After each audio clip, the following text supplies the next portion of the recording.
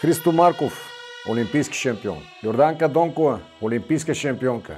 Александър Александров, Георги Иванов, космонавти. Серафим Тодоров, олимпийски шампион. Янко Русев, олимпийски шампион. Стефка Костадинова, световна рекордьорка, шампионка, олимпийска, световна. Такава България имахме.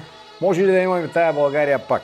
Не вярвам, но трябва да се опитам. Но за да се опитаме, трябва да победим прасетата. Как да ги победим прасетата? Има един човек, който застава, повежда Евелин Михайлов и неговите хора.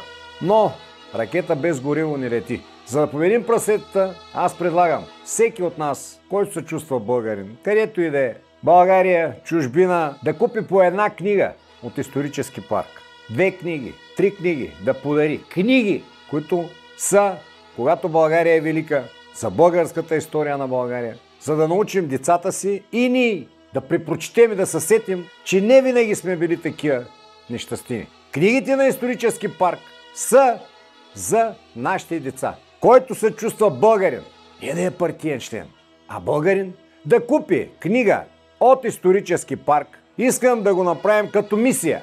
Дали можем да купим 100 000 книги, 200 000 книги, за да се опитаме да възродим България. Разпространяйте.